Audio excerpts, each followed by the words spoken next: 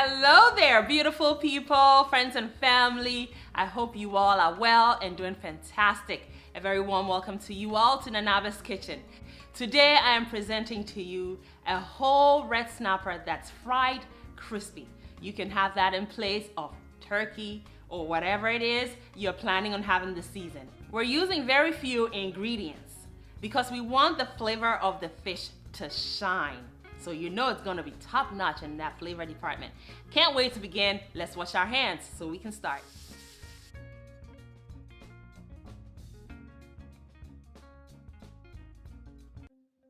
First thing we're gonna do, beautiful people, is to trim the fins of the fish. And I like to do this for a few reasons. Safety is number one because the tip of the fins tend to be really pointy and sharp. Also, I like to leave a bit of them on for presentation reasons, and they also fry really crispy, which is absolutely delicious. So why trim it all off? But if you don't like the fins, you can take them completely off. So the fish has already been gutted, gills removed. The scales have also already been removed. And what I have just done is trimmed some of the fins off, left a significant amount on because when it's fried, they lift up and look really elegant. And presentation, as you know, is everything. Next thing we're gonna do is score the fish. And to score your fish, friends, you're going to need a knife that is very sharpened. As you can see, my fillet knife is cutting through this fish like it's nothing.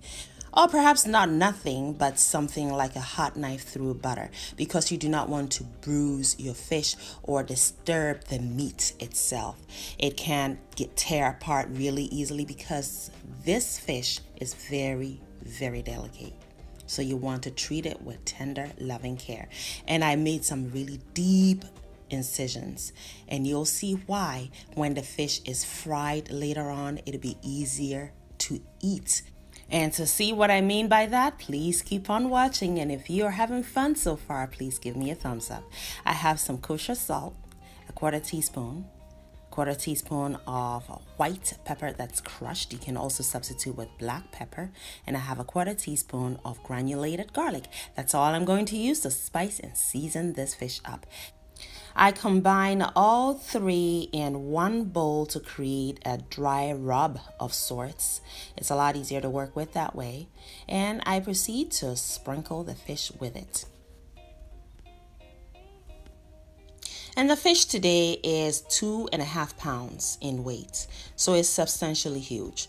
So you want to season and spice to your preference. It is a matter of preference at this point, especially when it comes to the salt.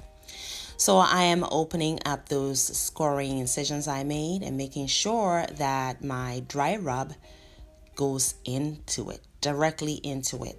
So it's going to season this and spice it up all the way to the bone. And I can feel the bone as I go in with my index finger to make way for the spice to enter the meat of the fish. And that's how deep these incisions are. Very important. You'll see. Keep on watching. We're going to need the essence of a herb, and today's choice is good old rosemary from my backyard. We're going to place it in the belly and insert it through the roof of the head and out the mouth to stabilize it so when we fry it, it doesn't escape. This fish is ready for the fry. And I'm using peanut oil to fry today. And as you can see, the rosemary I placed in there is sizzling, so the oil is ready.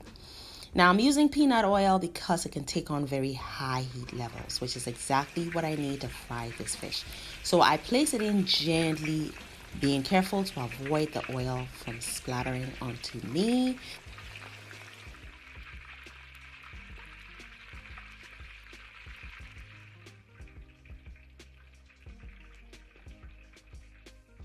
All right, so there you have it. I'm going to fry it until the skin becomes nice and crispy, but it will leave the inner layer nice and moist.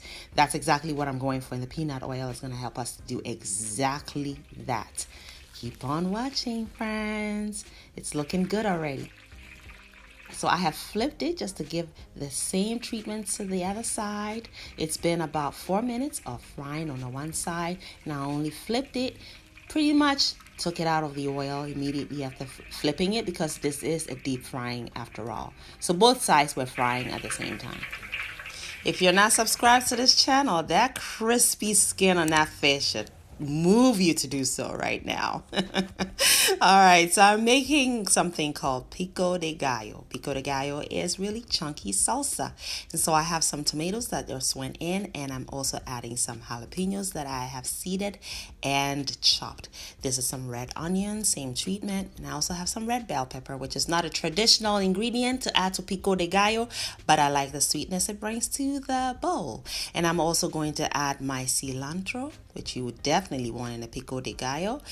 But you can substitute with any herb of choice if you do not like cilantro, also known as coriander leaves. And I also have some lemon juice that I am drizzling into the pico de gallo. Lime is preferred, but I didn't have any, so you can use that for sure. I'm seasoning with some salt to taste, a little bit of crushed black pepper as well. And the lemon, as you know, is going to bring us that tang, which will balance all the flavors in the pico de gallo. Plus the citrus flavor also pairs well with the fish. Now I have made a Thai chili and garlic infused oil. So it's a chili and garlic oil that I am now drizzling onto my pico de gallo. That is an optional step, but I really wanted that chili and garlic essence in there. Beautiful people, just like that, our fish is fried, crispy, and delicious. Now we're just going to mix up our pico de gallo.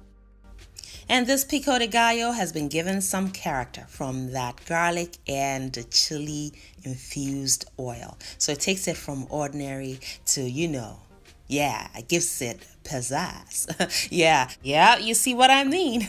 Now this is the money moment I promised from the beginning. Moist inside. We've already confirmed how crispy it is on the outside. Now this makes for easy eating experience. Picked it right from the bone. That's all from the scoring.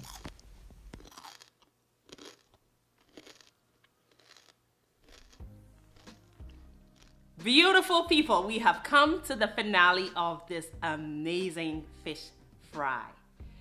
I know you heard the crunch, so I'm not even gonna go there. That garlic, well seasoned, everything is coming through perfectly. This might just be the best fish you've ever fried. Try the recipe, spread the word. Tell your friends about it, your family, your loved ones. Give me a thumbs up if you enjoyed yourself today. I hope to see you pretty soon on my next one. You know what time it is? But before we do that, make it a great day and have fun, especially in that kitchen. It is chop time.